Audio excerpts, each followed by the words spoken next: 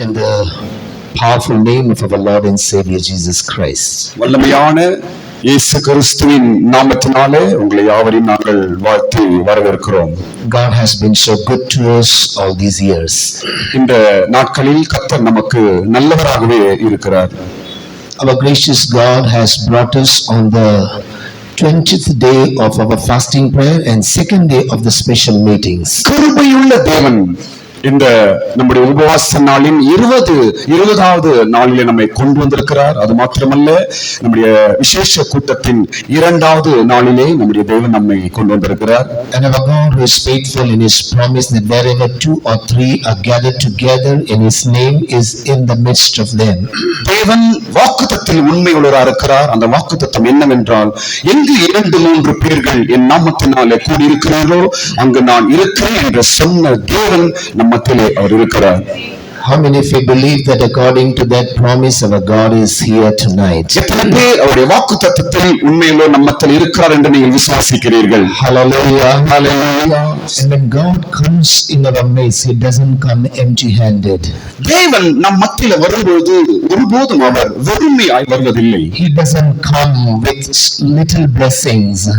ஒரு குறுகிய ஆசீர்வாதத்தோடு நம் மத்தியிலே அவர் வருவதில்லை. Because our God is a God of overflowing. நம்முடைய தேவன் நிரம்பி வழிய செய்கிற தேவன். That is what even psalmist David says, that my cups run over. அதனால் தாவீது சொல்லுகிறார், என் பாத்திரம் நிரம்பி வழிகிறது என்று சொல்லுகிறார். Today God is going to bless you abundantly.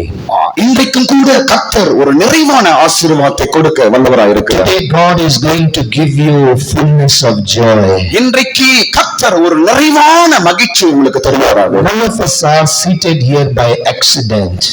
ஏதோ தற்காலிகமா வந்து நீங்க உட்கார்ந்திருக்கிறேன் என்று நினைக்காதீங்க. None of us have come here on our own. நீங்கள் கொஞ்சம் பேர் சுயமாய் நீங்க வந்திருக்கலாம். ஒருவேளை We all have been brought by the mercies of God. எல்லாரும் தேவ கிருபையினாலே அழைக்கப்பட்டிருக்கிறோம். Psalmist David says that by thy mercies we come to your presence, O God. ஆண்டவரே, உம்முடைய கிருபையினால் உம்முடைய சமூகத்துக்கு நான் வந்திருக்கிறேன் என்று தாவீது சொல்லுகிறார். It is true that the mercies of the Lord has brought us to his presence. உண்மை, தேவனுடைய கிருபை தான் அவருடைய சமூகத்துக்கு நம்மை கொண்டு வருகிறது. But receiving the touch of the Lord and receiving his blessing depends upon our reaction in the presence of God. தேவனுடைய சமூகத்தில் நம்முடைய செயல்கள் மூலமாய் தான் தேவனுடைய தொடுதலையும் அவருடைய ஆசீர்வாதத்தை நாம் பெற்றுக்கொள்ள தகுதியுள்ளவர்களாய் மாறுகிறோம். God can bring us to his presence, but he cannot force us to receive his blessing. தேவன் அவருடைய சமூகத்துக்கு நம்மை கொண்டு வருகிறார், ஆனால் அவருடைய ஆசீர்வாதத்தை பெற்றுக்கொள்ளும்படி நம்மை பலவந்தப்படுத்த மாட்டார். In the gospel we read an incident. சுவிசேஷத்தில் நாம் ஒரு சம்பவத்தை படிக்கிறோம். When Jesus was on this earth, he went about doing good, healing the sick, and delivering the people who were possessed and afflicted by the evil spirit. இயேசு இந்த உலகத்தில் இருக்கும்போது அவர் அநேகருக்கு சுவிசேஷங்களையும் அறிவிக்கிறவராய் இருந்தார். அது மாத்திரமல்ல, வியாதினாலும் கட்டுனாலும் இருக்கிறவர்களை விடுவிக்கிறவரும் இருந்தார். அவர் multitude used to throng upon him. Multitude used to gather around him. அநேக ஜனக்கூட்டம் அவரை சுற்றி கொண்டிருந்தார்கள். One day at one place when Jesus was there, ஒரு இடத்தில், ஒரு குறிப்பிட்ட இடத்தில் இயேசு இருக்கும்போது multitudes thronged him.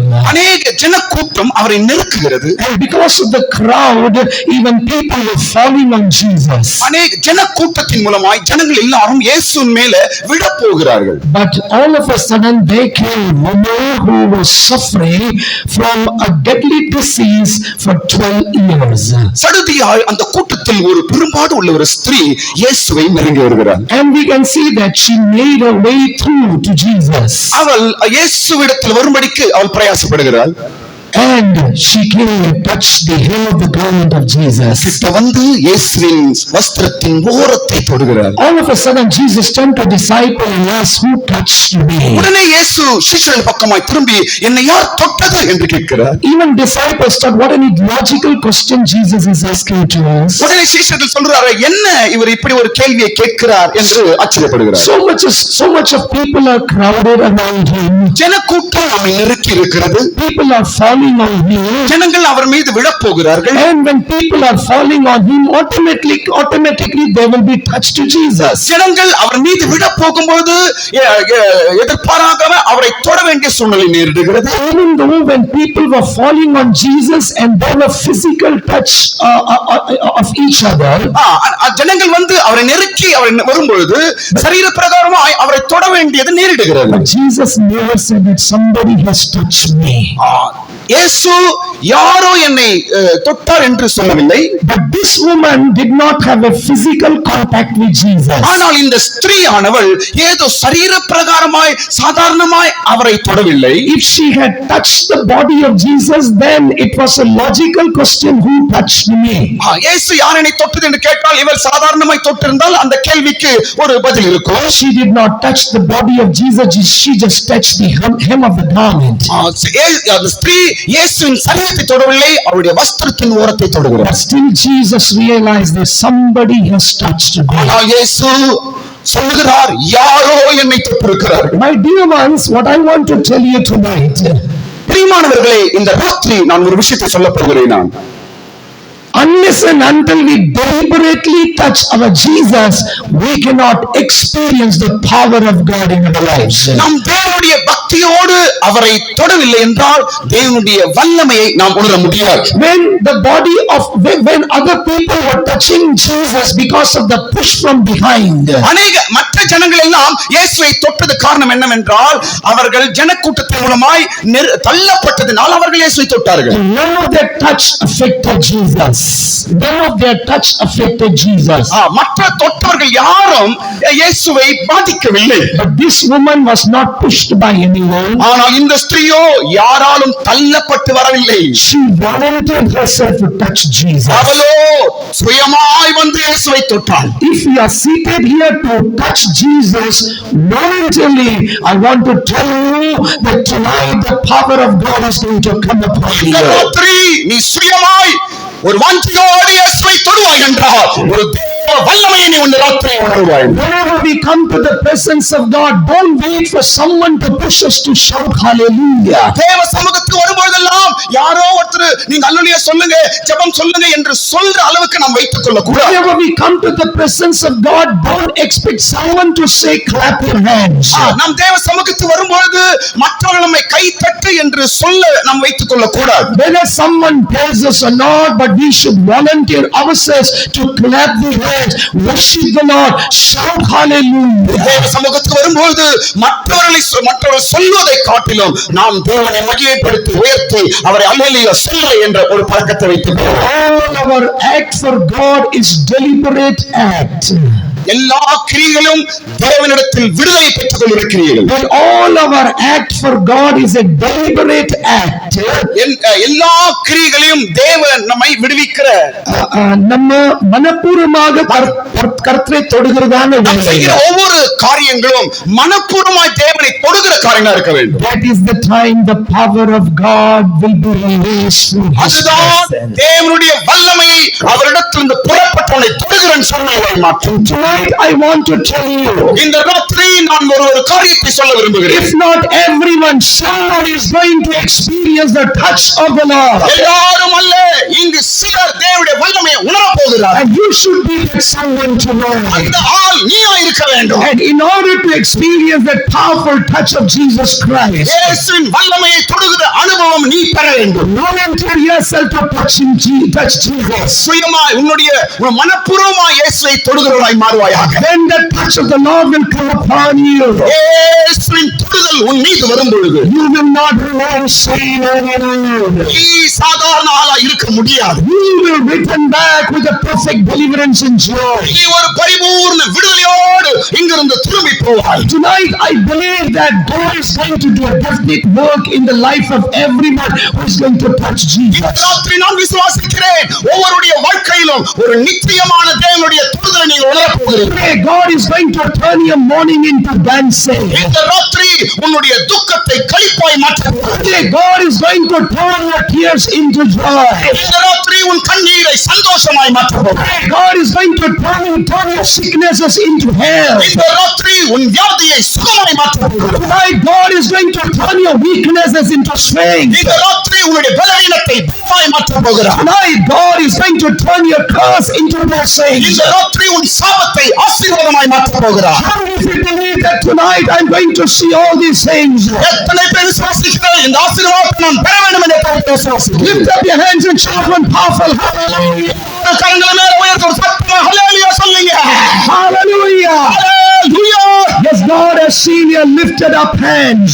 நீங்கள் கரம் உயர்த்திருக்கிறதை நம் தேவன் பார்க்கிறார். And as He has seen your lifted up hands, God has sent His power right now. நீ உயர்த்திக் கொண்டிருக்கும் பொழுது தேவனுடைய வல்லமை உங்கள் மீது இறங்கட்டும். Praise be to God. கர்த்தருக்கு ஸ்தோத்திரம். Last night we meditated upon a scripture portion, நேற்று நாம் ஒரு பகுதியை தியானித்தோம். and we took that scripture portion from Gospel according to Luke chapter 13. அதே பகுதியை லூக்கா சுவிசேஷம் 13ஆம் அதிகாரத்தை எல்லாரும் திருப்புவோமாக. Gospel according to Luke chapter 13 verses 10 to 13. லூக்கா 13ஆம் அதிகாரம் 10 இலிருந்து 13 வசனங்களை வாசிப்போம். அவர் ஜெப ஆலயத்தை போதகம் பண்ணிக் கொண்டிருந்தார். அப்பொழுது 18 வருஷமாய் பலவீனப்படுத்தும் ஆவியை கொண்ட ஒரு ஸ்திரீ அங்கே இருந்தாள். அவள் எவ்வளவும் நிமிரக்கூடாத கூடியா இருந்தாள். இயேசு அவளை கண்டு தம்மிடத்திலே அழைத்து, ஸ்திரீயே, உன் பலவீனத்திலிருந்து விடுதலையாக்கப்பட்டாய் என்று சொல்லி அவள் மேல் தமது கைகளை வைத்தார். உடனே அவள் நிமிர்ந்து தேவனை மகிமைப்படுத்தினாள். ஆமென். இங்கிலீஷ் சீக்கிரம். 10 to 13. And he was teaching in one of the synagogues on the Sabbath, and behold, there was a woman which had a spirit of infirmity 18 years, and was bowed together, and could in no wise lift up herself. And when Jesus saw her, he called her to him, and said unto her, Woman, thou art loosed from thine infirmity. And he laid his hands on her, and immediately she was made straight, and glorified God. Amen. From this scripture portion yesterday, we meditated certain things. இந்த வேத பகுதியிலிருந்து நேற்று நாம் 2 காரியங்களை தியானித்தோம். And if you remember, we have concluded that message saying that if our heart is devoted to God, we also can experience the restoration in our lives. நம்முடைய இருதயம் வந்து ஒரு பிரிந்த இருதயமா இல்லை, 2 இருதயமா இருந்தால் தேவனுடைய அந்த திருப்பி கொடுவதை பெற முடியாது என்ற வார்த்தையோடு கூட நேற்று நாம் முடித்தோம். We concluded the message saying that if our heart is devoted to God, நம்முடைய இருதயம்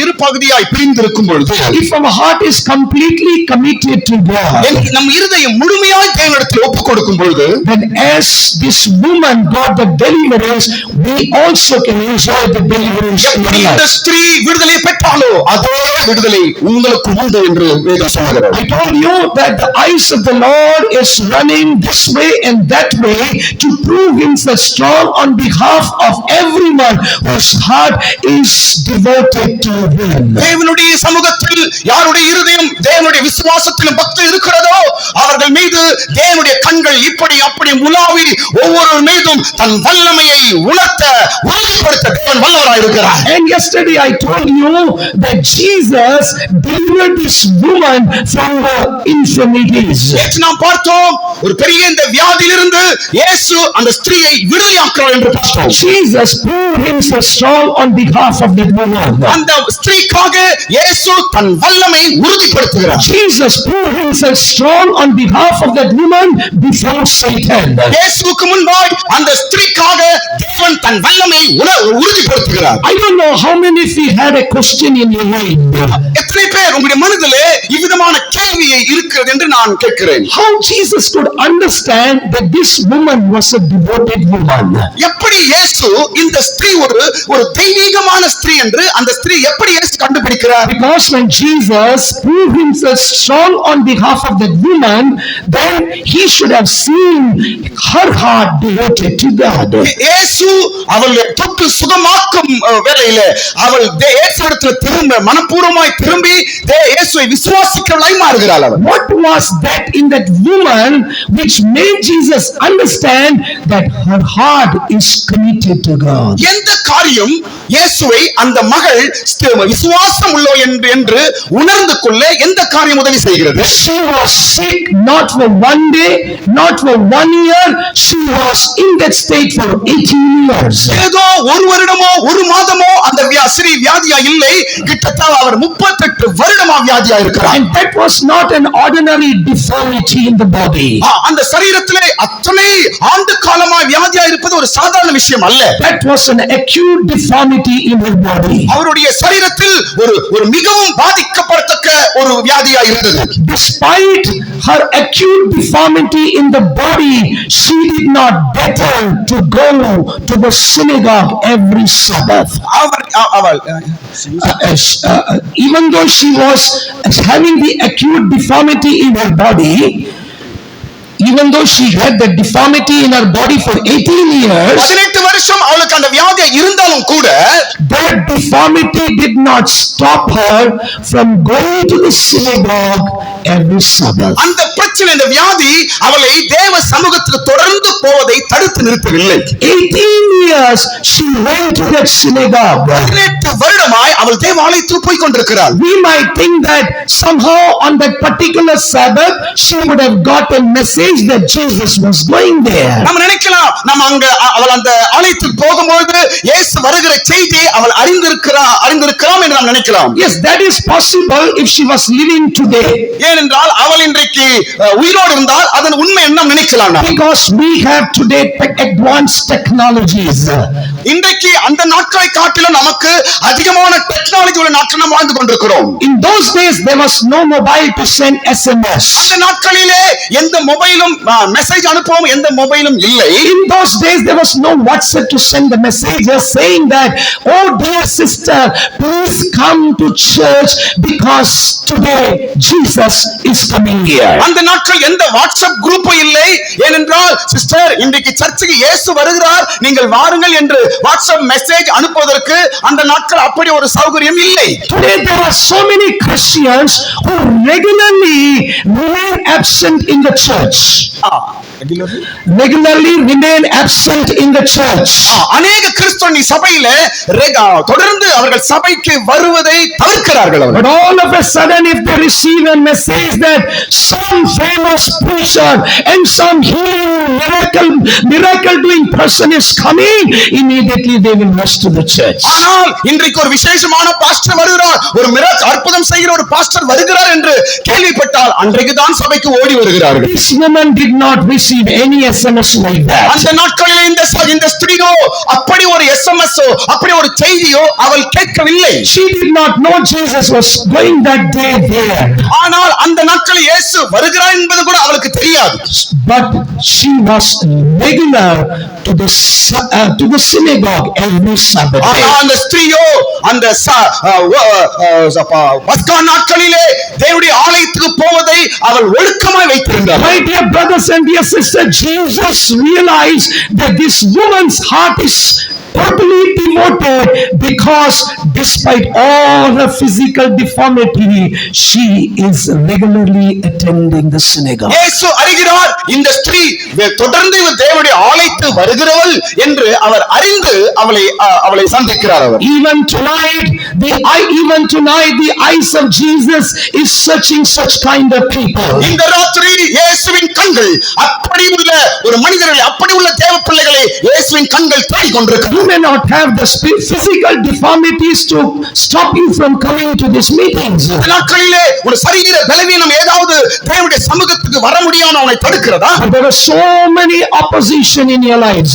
அநேக எதிர்ப்புகள் நம் வாழ்க்கையில் இருக்கலாம். There are so many hindrances in your lives. அநேக தடைகள் நம் வாழ்க்கையில் இருக்கலாம். There are so many commitments in your lives. அநேக தேவைகள், அநேக வேலைகள் நமக்கு இருக்கலாம். But despite all these commitments and problems, இதன் மத்தியிலே நம்ம இந்த பிரச்சனைகள் நாம் சந்திக்கிறோம். You are seated here in the presence of நீங்கள் God. இவைகள் மத்தியில தேவ சமூகத்தில் வந்து உட்கார்ந்து இருக்கிறீர்கள். That is the proof that your heart is devoted to Jesus. அதுதான் சாட்சி. நீங்கள் உங்களுடைய இருதயம் இயேசுவிடத்தில் விசுவாசம் உள்ள இருதயம் என்பதற்கு சாட்சியா இருக்கு. And as Jesus is seeing your heart devoted, இயேசு உன் இருதயம் விசுவாசம் உள்ள இருதயம் என்று இயேசு அழைக்கிறார். Jesus who poured himself strong on behalf of that woman, அந்த ஸ்திரீக்காக இயேசு தன் வல்லமையை உறுதிப்படுத்தினார். believe that same Jesus is going to pour himself strong on your behalf too.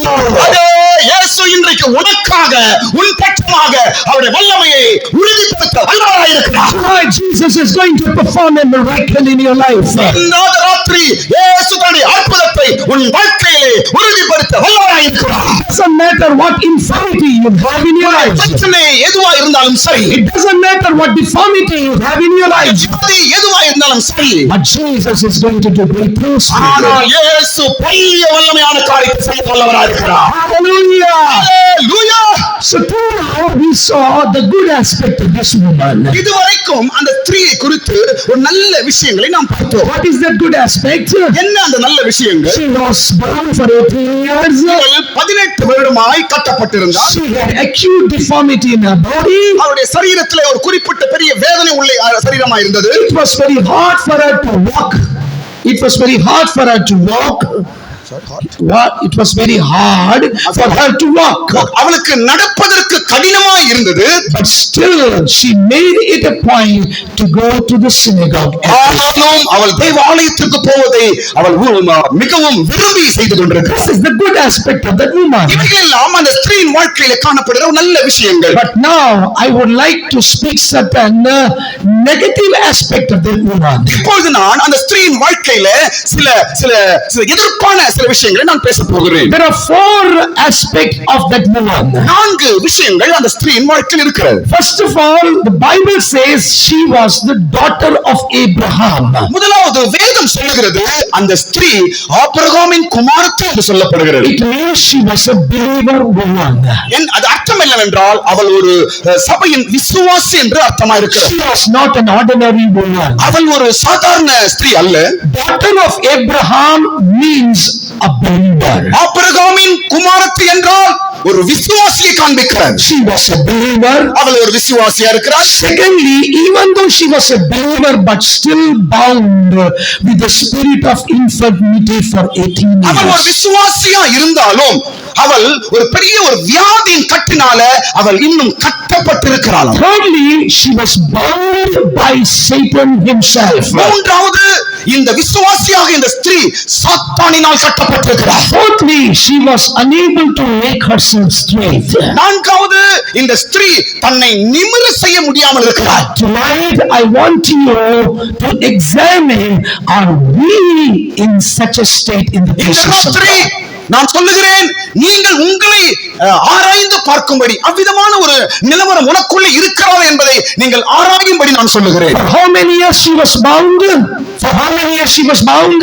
எத்தனை வருடங்கள் அவள் கட்டப்பட்டிருந்தால்? 18 years. 18 வருடம். But all these 18 years she was attending the synagogue. ஆனால் இந்த 18 வருடமும் அவள் தேவாலயத்தை தேடுகிறவளாய் இருந்தாள். She was attending all these 18 years as a bowed and bent woman. அவள் கூனியாகவும் கட்டப்பட்டவளாகவும் இருந்தாலும் கூட அந்த 18 வருஷமும் தேவனுடைய ஆலயத்தை தேடுகிறவளாய் இருக்கிறார். My dear brothers and dear sisters, அன்பான சகோதரனே சகோதரியே, like this woman you may be a believer.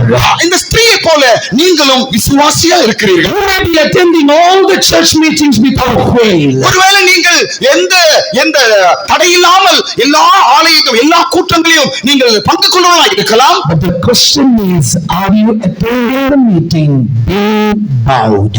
ஆனால் கேள்வி என்னவென்றால், நீங்கள் கட்டப்பட்டவர்களாகவே தேவனுடைய ஆலயத்துக்கு வந்து கூட்டங்களை கலந்து கொள்ளுகிறீர்களா என்றுதான் கேள்வி. We may get the boasting that I am a believer for so many years. நாம் நினைக்கலாம், நான் பல வருடமாய் விசுவாசி, பல வருடமாக ரட்சிக்கப்பட்டாய் என்று சொல்லி நம்மை உயர்வாக நினைக்கலாம். I am a Christian for so many years. பல வருடங்களாய் கிறிஸ்தவனா இருக்கிறேன். I attend all the meetings without fail. எந்த கூட்டத்தையும் நான் தவிர்க்காமல் நான் பங்கு கொள்ளுகிறேன். That is a good area. That is a good aspect. அது ஒரு நல்ல பழக்கம் தான். But at the same time, we have to check, am I still attending the meeting as a bowed Christian. ஆனால் நாம் நினைத்து பார்க்க வேண்டியது, நான் விசுவாசித்தான், ஆனால் எல்லா கூட்டங்களையும் நான் கலந்து கொள்ளுகிறேன், ஆனால் நான் இன்னும் கட்டப்பட்டு இருக்கிறேனா என்பதை நாம் அறிய வேண்டும். Physically we may not have this deformity. ஒருவேளை சரீரத்திலே அந்த பிரச்சனைகள் இல்லாம இருக்கலாம். Physically we may not be bowed. சரீரத்திலே ஒருவேளை நம்ம அவிதமான ஒரு கட்டு இல்லாம இருக்கலாம். Physically we are not bent. சரீர பிரகாரமாய் நாம் ஒரு கூனியா இல்லாமல் இருக்கலாம். And I think that none of us who are seated here are physically in that state. நான் நினைக்கிறேன் இங்க உட்கார்ந்து இருக்கிற நீங்கள் சரீர பிரகாரமாய் அப்படி ஒரு நிலைமையில இங்க யாரும் இல்லை. But are we in that state spiritually? ஆனால் ஆவிக்குரிய அனுபவத்தில் நீங்கள் அப்படி இருக்கிறீர்களா? Are we spiritually in a bowed state? நீங்கள் ஆவிக்குரிய வாழ்க்கையிலே ஒரு கூனியா இருக்கிறீர்களா?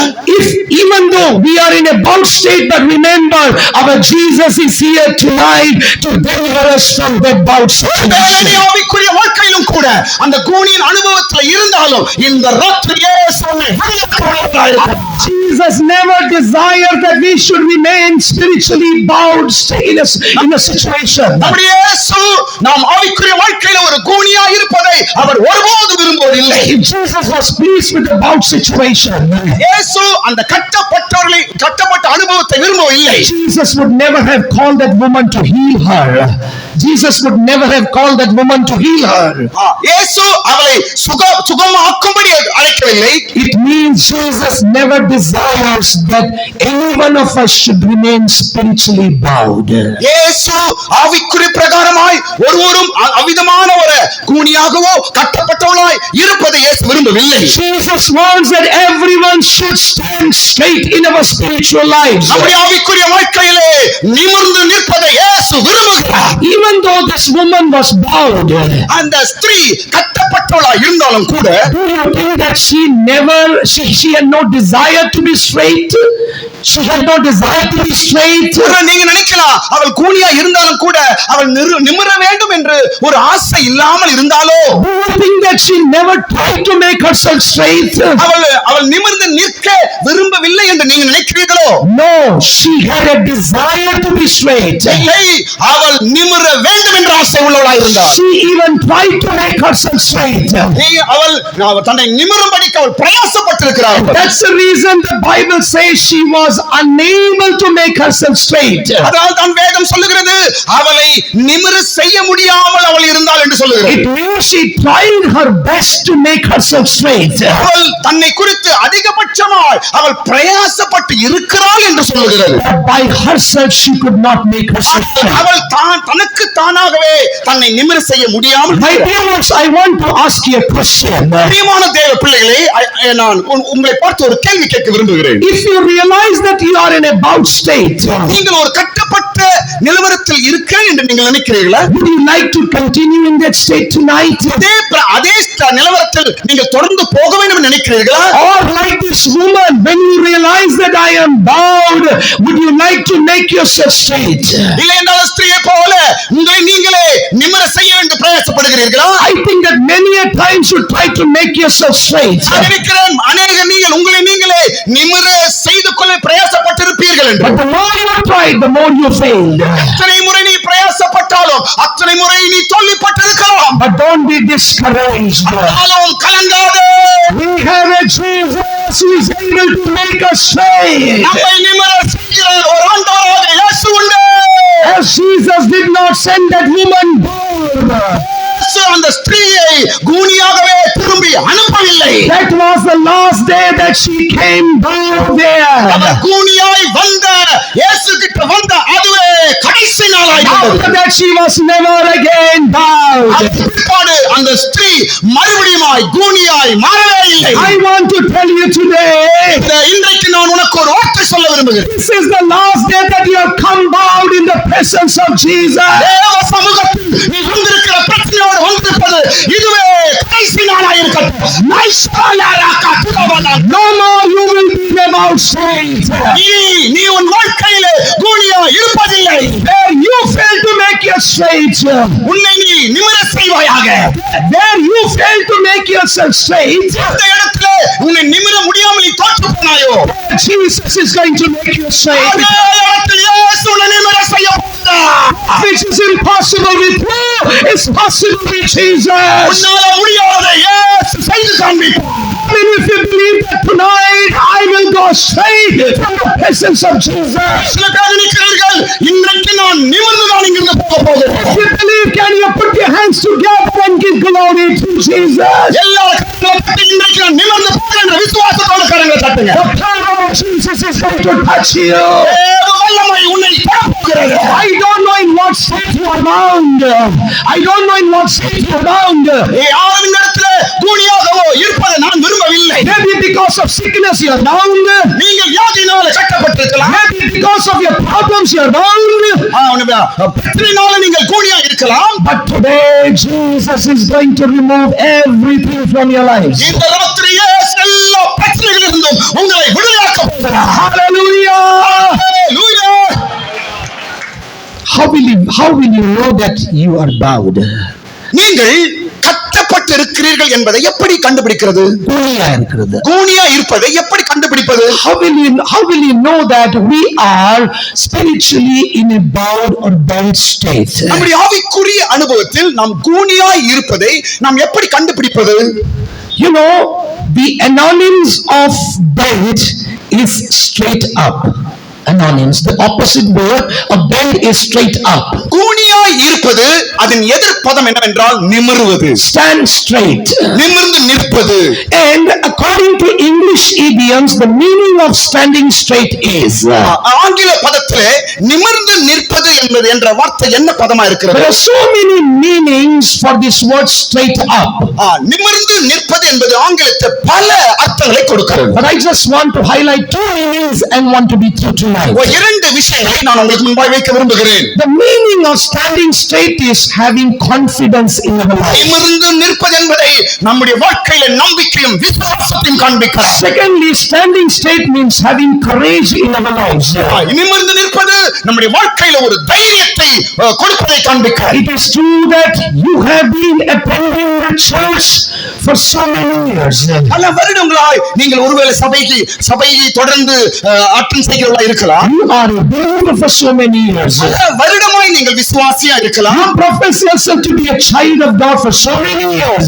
நீங்க உங்களை நான் தேவனுடைய பிள்ளை என்று நீங்க சொல்லிக் கொண்டிருக்கலாம். But maybe today your confidence is in a bent state. ஒருவேளை இந்த ராத்திரி நீங்க உங்க விசுவாசத்துல உங்க பக்தியில ஒருவேளை நீங்கள் கூனியா இருக்கலாம். In your courage you may be in a bent state. ஒருவேளை உங்களுடைய தைரியத்துல நீங்கள் கூனியா இருக்கலாம். God never wants that your confidence should be in a bowed or bent state. உங்களுடைய விசுவாசம் ஒருபோதும் கூனியா இருப்பதை தேவன் விரும்புவதில்லை. God wants that you should have a confidence towards Him. எப்பொழுதும் தேவனை குறித்து ஒரு திட நம்பிக்கை உள்ளவனாய் நீ இருக்க வேண்டும் என்று தேவன் விரும்புகிறார். Apostle Paul in one place says, பரிசுத்த பவுல் ஒரு இடத்துல சொல்லுகிறார், I know who I have believed. நான் விசுவாசிக்கிறவர் இன்னார் என்று நான் அறிவேன். And I am persuaded or I am confident He is faithful. அவர் விசுவாசம் உள்ளவர் என்பதை நான் உணர்ந்திருக்கிறேன். நான் It means he had the confidence that his God is faithful. இதன் அர்த்தம் என்னவென்றால் அவர் நம்புகிற தேவன் தேவன் மேலே அவருக்கு நம்பிக்கையும் உறுதியும் இருப்பதை காண்பிக்கிறார். Satan always try his best to bend our confidence. பிரியமான தேவ பிள்ளையே, சாத்தான் எப்பொழுதும் உன் விசுவாசத்தை கூனியாய் மாற செய்வான். அவன் if we do not have confidence, then God cannot be delighted with us.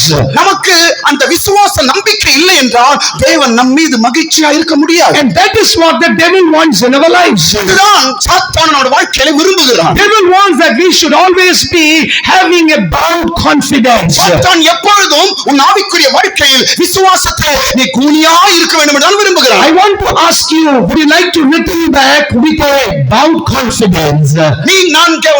நீங்க திரும்பி போகும்போது ஒரு கூலியான அனுபவத்தில் திரும்பி போக நீங்கள் விரும்புகிறீர்களா? Or you want to go back with a straight confidence? நிமிர்ந்த ஒரு விசுவாசத்தோடு இங்கிருந்து போக வேண்டும் என்று விரும்புகிறீர்களா? How the devil damage our confidence? எப்படி சாத்தான் நம்முடைய விசுவாசத்தை நம்பிக்கையை அவன் கெடுக்கிறான்? In 1 John chapter 3 verse 21, Apostle John says, யோவான் 1 அதிகாரம் 3 வசனத்திலே என்ன சொல்லப்படுகிறது? 1 John chapter 3 verse 21. யோவான் 3 அதிகாரம் 21 வசனம். There Saint John says, அங்க யோவான் சொல்லுகிறார், Beloved, if our heart condemn us not, then have we confidence toward God. Tamil படிக்குமா? 1 யோவான் 3. 1 John chapter 3 verse 21. Epistle of 1 John.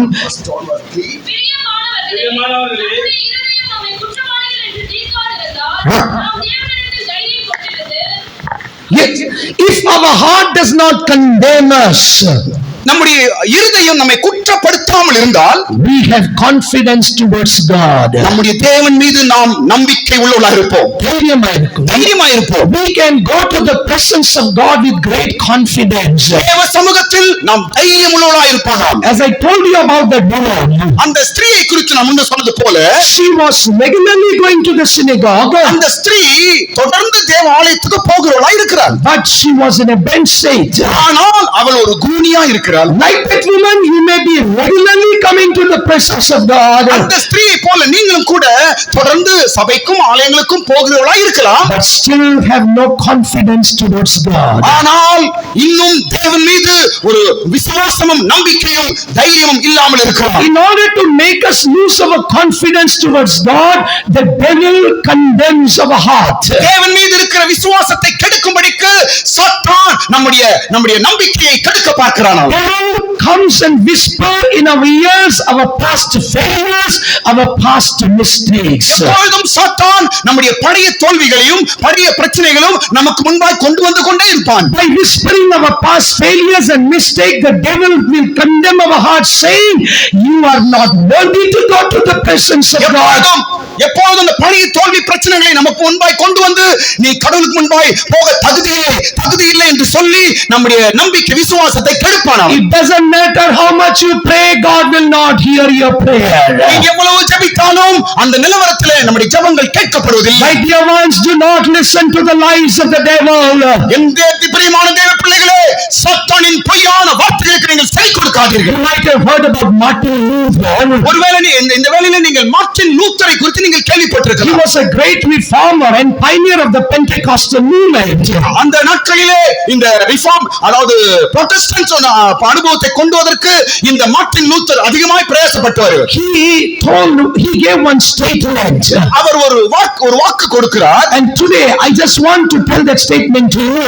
இன்றைக்கு அந்த மார்ட்டின் லூத்தர் கொடுத்த அந்த வார்த்தை உங்களுக்கு முன்பாக நான் சொல்ல விரும்புகிறேன். Because in the spirit I can feel the devil is whispering in someone's ears right now. இந்த ராத்திரி நான் நினைக்கிறேன் அநேகர் காதுகளிலே சாத்தான் பல தோல்வியான காரியங்களை அவன் பேசிக் கொண்டிருக்கிறான். In order that their confidence should be bent or bowed, devil is whispering in their ears. நம்முடைய காதுகளிலே பல தோல்வியான காரியங்களை கொண்டு வந்து பேசி நம்முடைய விசுவாசத்தை கெடுக்க பார்த்துக் கொண்டிருக்கிறான். Like a reel, the devil is bringing all our failures before us. ஒரு ரீலை போல ஒரு சினிமாவை போல நம்முடைய தோல்விகளை நமக்கு முன்பாய் கொண்டு வருகிறான். Devil is bringing all our past sins before us. பழைய பாவங்களையும் நாம் விட்டு வந்த காரியங்களையும் சாத்தான் நமக்கு முன்பாய் கொண்டு வருகிறான். That is the work of the devil. அதுதான் சாத்தானின் வேலையா இருக்கிறது. That he could condemn our heart. That he could condemn our heart. அதுதான் நம்முடைய இருதயத்தை காயப்படுத்த கெடுக்கிறது. When our heart condemns, we will lose our confidence. இருதயம் கெடுக்கப்படும் என்றால் நம்முடைய நம்பிக்கை விசுவாசத்தை இழந்து போவோம். Listen to what Martin Luther said. Martin Luther சொன்ன வார்த்தை நான் சொல்லுகிறேன். When the devil throws your sins in your face, when the devil throws your sins in your face, உன்னுடைய பாவங்களை சாத்தான் உனக்கு முன்பாய் கொண்டு வரும் பொழுது and declares that you deserve death and hell, that you deserve death and hell, and he declares that you deserve death and hell, you are worthy for hell and death. நீங்கள் மரணத்திற்கும் நரகத்திற்கும் பாத்திரமாகவாய் அவன் மாற்றுகிறான். Tell him this. இதை சாத்தானிடத்தில் நாம் சொல்ல வேண்டும். I admit that I deserve death and hell. நான் நினைக்கிறேன், நான் சொல்லுகிறேன், நான் மரணத்தையும் நரகத்தையும் நான் ஏற்றுக்கொள்கிறேன். மரணத்தையும் நரகத்தையும் நான் பாத்திரன்னு நான் ஏற்றுக்கொள்கிறேன். பாத்திரனாய் நான் ஏற்றுக்கொள்கிறேன் என்று நாம் சொல்ல வேண்டும். What is it? அவர் என்ன சொல்லுகிறார்? What is it? Even though I deserve death and hell, நான் மரணத்தையும் நரகத்தையும் ஏற்றுக்கொள்கிறேன் என்று சொன்னாலும் கூட, oh devil, what it is for you? ஓ சாத்தானே, உனக்கு என்ன என்று நாம் கேட்க வேண்டும். There is one who suffered for me and made satisfaction on my behalf. ஒருவர் எனக்காக ரத்தம் சிந்தி காயப்பட்டிருக்கிறார். அவர் என்னை திருப்தியாக்க பாதுகாக்க வல்லவராய் இருக்கிறார். His name is Jesus. அவர் பெயர் இயேசு கிறிஸ்து. He is the Son of God. அவரே தேவகுமாரனாய் இருக்கிறார். I want to tell you tonight, ராத்திரி நான் உங்களுக்கு ஒரு வார்த்தை சொல்ல விரும்புகிறேன். when the devil will whisper in your ears your shortcomings and failures, உன் பாவத்தையும் உன் கண் முன்பாய் சாத்தான் கொண்டு வரும் பொழுது, you show the ticket to the devil. நீ சாத்தானை கடிந்து கொள்ள வேண்டும். Oh devil, all my sins and iniquities are cancelled by the blood of Jesus. சாத்தானே, என் தோல்விகளையும் என் பாவங்களையும் ஆண்டவராகிய இயேசு கிறிஸ்து தன் இரத்தத்தினாலே முற்றிலுமாய் கழுவி அகற்றியிருக்கிறார். I was a sinner, but I am no more a sinner. பாவியாய் இருந்தேன், இனி நான் பாவி அல்ல. I am the child of God. தேவ பிள்ளையாய் இருக்கிறேன். No, I do not deserve death and hell. நான் மரணத்தையும் நரகத்தையும் நான் ஏற்றுக்கொள்வதில்லை. I shall be there where Jesus is. இயேசு இருக்கிறார் என்று நான் சொல்லுகிறேன். I shall be there when Jesus is. என் இயேசு எனக்கு இருக்கிறார் என்று நான் சொல்லுகிறேன். இயேசு எங்கே இருக்கிறாரோ நான் அங்கே இருப்பேன். எங்க இருக்கிறாரோ நான் அங்கே இருப்பேன் என்று சொல்லுகிறேன். How many of you can say that I shall be there where my Jesus is? என் இயேசு எங்க இருக்கிறாரோ நான் அங்கே இருப்பேன் என்று எத்தனை பேர் நீங்க சொல்லுகிறீர்கள்? Can you lift up your hands and say to மேல உயர்த்தி விசுவாசமாய் சொல்லுவோமாக. tell them, make it bold confession. எல்லாரும் வாயில சொல்லுங்க. I shall be there where my Jesus is. என் இயேசு எங்க இருக்கிறாரோ நான் அங்கே இருப்பேன். I will no more go to hell. நான் நரகத்துக்கு போக மாட்டேன். I do not deserve death. நான் மரணத்துக்கு ஏற்றுக்கொள்ள மாட்டேன். Because Jesus already paid for that. இயேசு ஏற்கனவே எனக்காக அவர் கிரயம் செலுத்தியிருக்கிறார். In order to give us confidence, Jesus shed his blood on the cross. ஸ்தோத்திரம். இயேசு நமக்காக சிலுவையிலே ரத்தம் சிந்திருக்கிறார் என்பதை ஒரு நம்பிக்கையை நாம் சொல்ல வேண்டும். Now how many of you can say that I have confidence? எத்தனை பேர் சொல்ல முடியும் நான் அந்த நம்பிக்கையாக இருக்கிறேன்?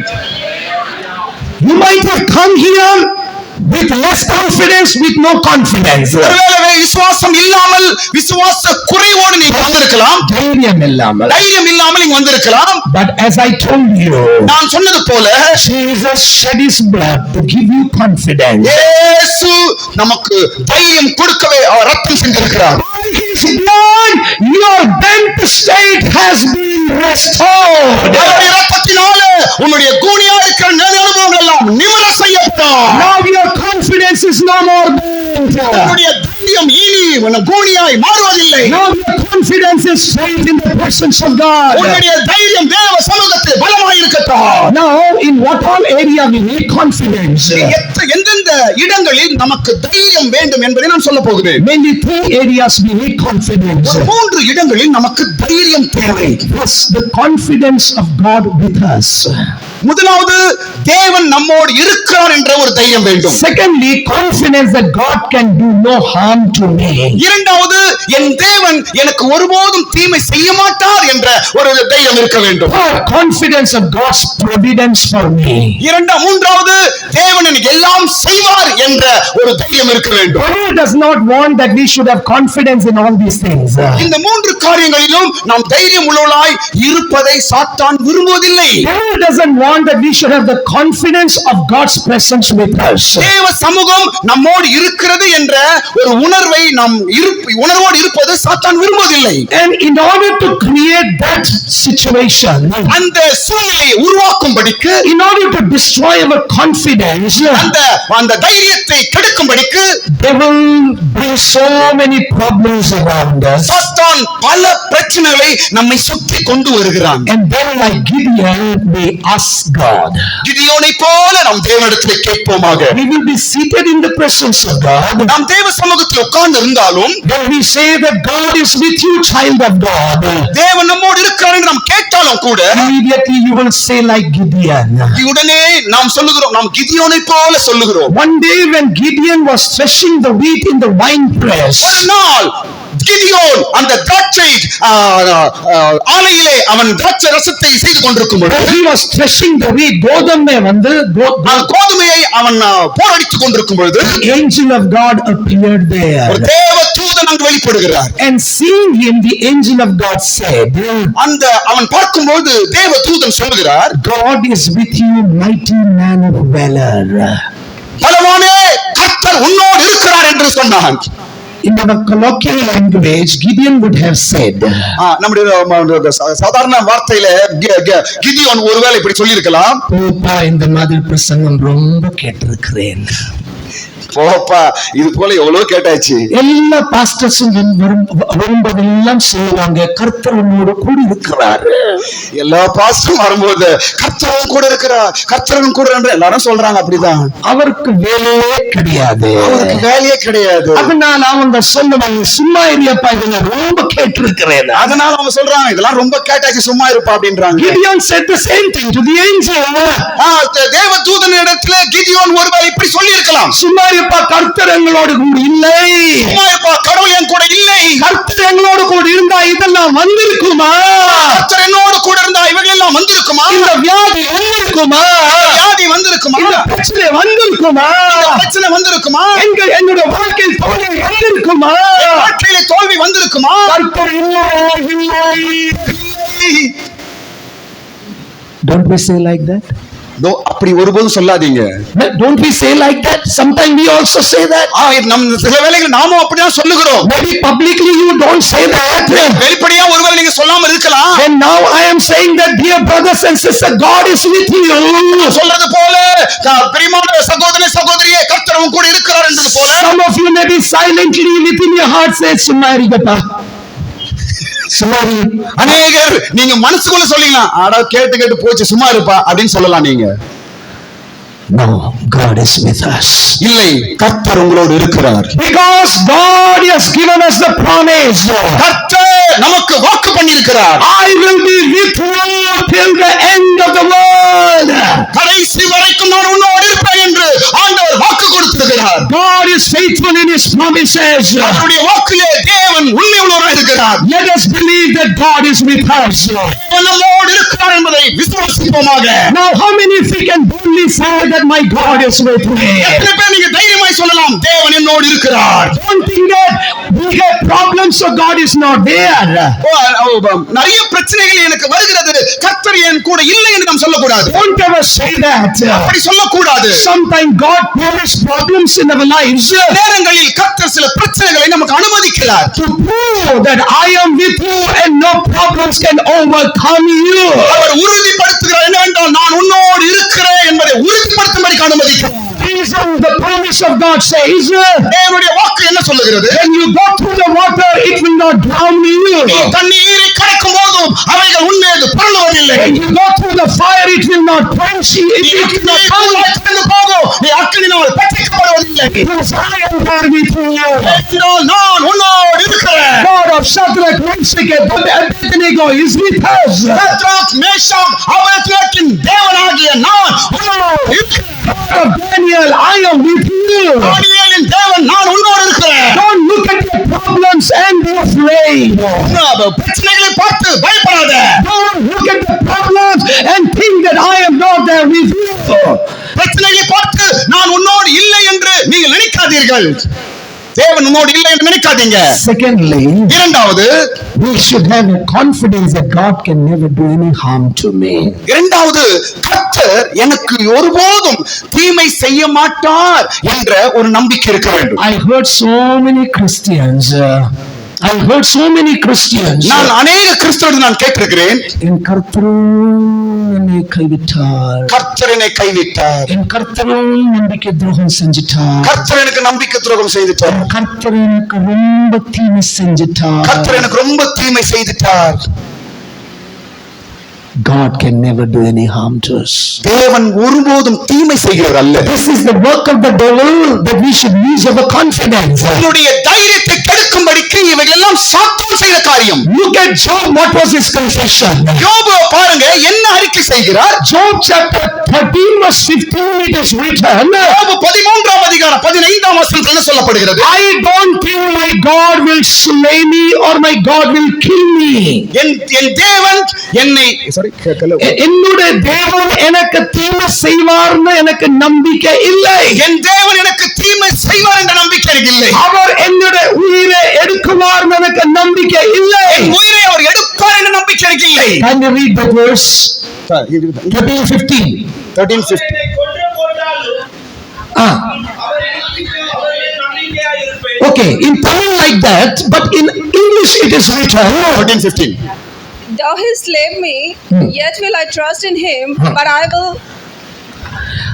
don't think that my God will slay me. I don't think my God will slay me. என்னுடைய கர்த்தர் என்னை கொன்று போடுவார்னு எனக்கு நம்பிக்கை இல்லை. என் தேவன் என்னை கொன்று போடுவார் என்ற நம்பிக்கை இல்லை. That was a confidence of Job. தான் யோபுவின் நம்பிக்கையா இருக்கிறது. That was a confidence of Job. தான் யோபுவின் நம்பிக்கையா இருக்கிறது. My dear brothers and these dear sisters, அருமையான தேவ பிள்ளையே, devil doesn't want that we should have this confidence in our life. இந்த நம்பிக்கை நமக்குள்ள இருப்பதை சாத்தான் விரும்பவில்லை. Satan wants that we should confess that my God is doing all evil to me. எப்பொழுதும் என் தேவன் எனக்கு கெடுதல் செய்கிறார் என்றுதான் நாம் சொல்ல வேண்டும் என்று சாத்தான் விரும்புகிறார். If we are confessing that, it means our confidence is in a bent state. நாம் அப்படியே ஒரு வார்த்தைகளை நாம் சொல்லுவோம் என்றால் நம்முடைய ஆவிக்குரிய வாழ்க்கையில் நாம் இன்னும் கூனியா இருக்கிறோம். I just want to give you a short story about this. இதற்காக ஒரு பகுதியை நான் உங்களுக்கு சொல்ல விரும்புகிறேன். Prove that God can never do evil to anyone. தீமை செய்வ இல்லை என்பதை நான் உறுதிப்படுத்த விரும்புகிறேன். How many of you believe that my God is my father? எத்தனை பேர் என் தேவன் எனக்கு தகப்பன் என்று விசுவாசிக்கிறீர்கள்? How many of you can say that I am the child of God? எத்தனை பேர் விசுவாசிக்கிறீர்கள் நான் தேவனுடைய பிள்ளை என்று? Your hallelujah is not so powerful. It shows that your confidence is a dead confidence. நீ சொல்ற அல்லேலூயா பார்த்தாவே உங்க நம்பிக்கை இன்னும் கூனியா தான் இருக்கிற போல தெரியுது. சந்தேகமா இருக்குது எனக்கு. பாக்குறாங்க அந்த பக்கத்துல உள்ளவர் கை தூக்குறாருன்னா நானும் தூக்கிடுவேன். மற்றவங்க தூக்கத்தை பார்த்து நானும் தூக்கிடுறேன். Okay, those who have the confidence that my God is my father, I am a child, lift up your hands and shout one powerful hallelujah. தகப்பன் நான் அவருடைய பிள்ளை என்று சொல்லுகிறவர்கள் நல்ல சத்தமா ஹல்லேலூயா சொல்லுங்க. Hallelujah. There was a province, and in the province there was a governor. There was a province and there was a governor of that province. ஒரு தேசத்தின் ஒரு அதிபர் இருந்தார். And this province was a very proud fellow. அந்த அதிபர் மிகவும் கர்வம் உள்ளவர். One day, like Nebuchadnezzar, he put his cap on the pole in a junction. ஒரு பொதுவான இடத்துல அவருடைய தொப்பி எடுத்து ஒரு கொம்புல மாட்டி வைக்கிறார். He made a proclamation. ஒரு வார்த்தை சொல்லுகிறார். Everyone who passed this way, இந்த வழியாய் கடந்து போகிற ஒவ்வொருவரும், and whoever will see this cap, they should bow before the cap. இந்த வழியாய் போகிறவர்கள் ஒவ்வொருவரும் இந்த தொப்பியை பார்த்து நீங்கள் வணங்கிட்டு போக வேண்டும். All the people followed his instruction. அவர் சொன்ன வார்த்தையை எல்லா ஜனங்களும் கேட்டார்கள். But there was an archer. No. Use the bow and the arrow. Vettaikaran. There was an archer. ஒரு வேட்டைக்காரன். He also was a man of attitude.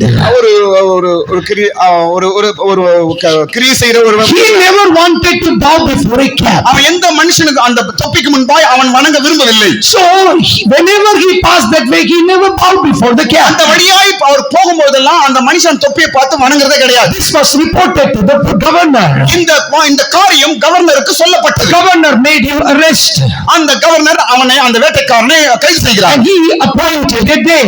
ஒரு நாளை குறிக்கிறார்கள். And he said that you are very proud of your archery. நீ ஒரு மிகவும் பெருமையான ஒரு கர்வமான ஒரு வேட்டைக்காரனா இருக்கிறாய். You did not bow before my cap. என் தொப்பிக்கு நீ வணங்கவில்லை.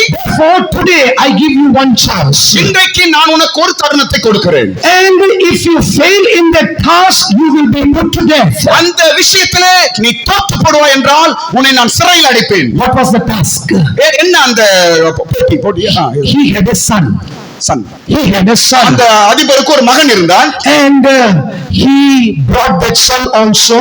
அந்த மகனை கொண்டு வந்தான். Made him stand at a few distance. சில தூரங்களுக்கு முன்பா அவங்க பையனை அங்க நிக்க வைச்சாரு. Put an apple on his head. அந்த பையனோட தலையில ஒரு ஆப்பிள் வைக்கிறார். அதிபரோட பையன் தலையில ஒரு ஆப்பிள் வைக்கிறார். Suppose that son is standing there near the door.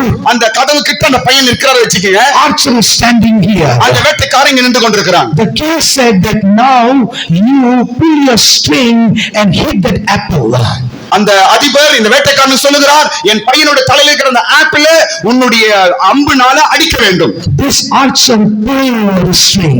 இந்த வேட்டைக்காரன் அந்த அம்பை இழுக்கிறான். His hands were shaking. அவனுடைய கரம், அவன் கை உதிருது அப்படியே. By chance, if the arrow missed the mark, என்னுடைய குறி தப்பினால், and if the arrow hit the forehead of my son,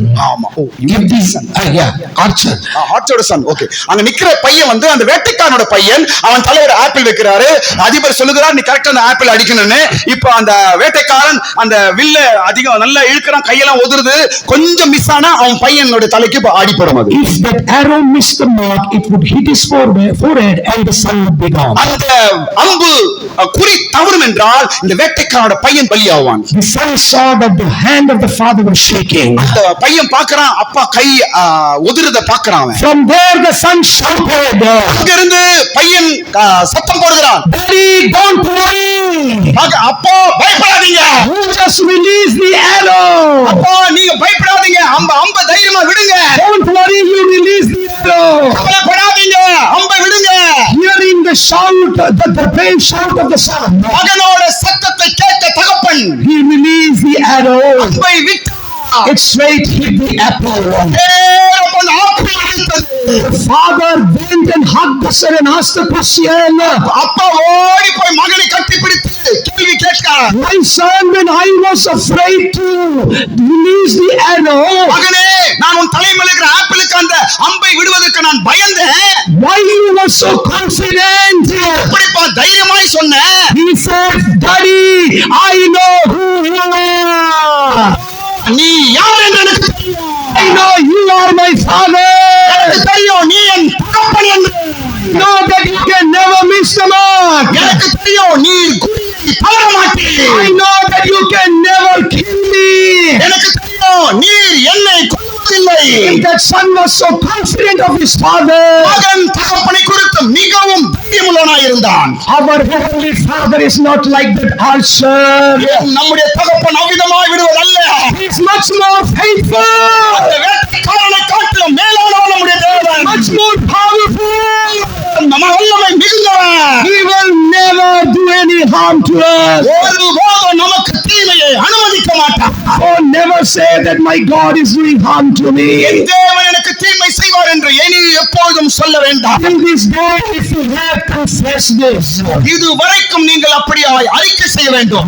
if you have confessed like that my God is doing harm to me, என் தேவன் எனக்கு தீமை செய்கிறவர் என்று இதுவரைக்கும் ஒருவேளை நீங்கள் அறிக்கை செய்தவர்களாக இருந்தால், you have to realize that you are in a bad state. நினைத்துக் கொள்ளுங்கள், நீங்கள் இன்னும் ஆவிக்குரிய வாழ்க்கையில குனியாய் தான் இருக்கிறீர்கள். You want to return back then to, நீங்க குனியோடு திரும்பி போக விரும்புகிறீர்களா? how many if you want to go back then today, குனியாகவே நான் போக வேண்டும் என்று விரும்புகிறீர்கள்? or like that son you are going to make a confession, இல்லை என்றால் அந்த வேட்டைக்காரன் மகனை போல நீங்கள் போகிறீர்களா? my father can never do any harm to me. என் தகப்பன் ஒருபோதும் எனக்கு தீமை செய்ய மாட்டான். My father is great and mighty God. என் தகப்பன் வல்லமையும் பராக்கிரம் உள்ளவர். How many if you want that this confidence should be made straight tonight? எத்தனை பேர் இந்த தைரியம் நான் உங்களை நிமிர்த்தும் என்று எதிர்பார்க்கிறேன்? How many if you want that your bent confidence should be made straight? எத்தனை பேர் உங்களுடைய தைரியம் உங்களுடைய கூனியை நிமிர்த்த வேண்டும் என்று எதிர்பார்க்கிறீர்கள்? Jesus is calling you tonight. ராத்திரியே சரணடைக்கலாம். He doesn't want you to return back with lost confidence. உன்னை இழந்து போன விசுவாசத்தோடு உன்னை அனுப்ப விரும்பவில்லை. அவர் இழந்து போன தைரியத்தோடு நீ போனது விரும்புவதில்லை. இழந்து போன தைரியத்தோடு நீ போவதை அவர் விரும்புவதில்லை. He wants that your confidence should be restored. உன்னுடைய தைரியம் மறுபடியும் நீ பெற்றுக்கொள்ள வேண்டும் என்று விரும்புகிறார். He wants that you should return back with a confidence. தைரியத்தை மறுபடியும் பெற்றுக்கொள்ள வேண்டும் என்று விரும்புகிறார். All those who want that my confidence should be restored tonight. எத்தனை பேர் இழந்து போன அந்த தைரியத்தை மறுபடியும் பெற வேண்டும் என்று விரும்புகிறீர்கள்? Stand up in your place. உங்களுடைய இடத்துல நீங்கள் எழும்பி நில்லுங்க. Stand up in your place. தயவு செய்து எழும்பி நில்லுங்க. Hey, God is going to touch you. ராத்திரி இன்றைக்கு தேவன் உங்களை தொட விரும்புகிறார். In order for that woman to be healed,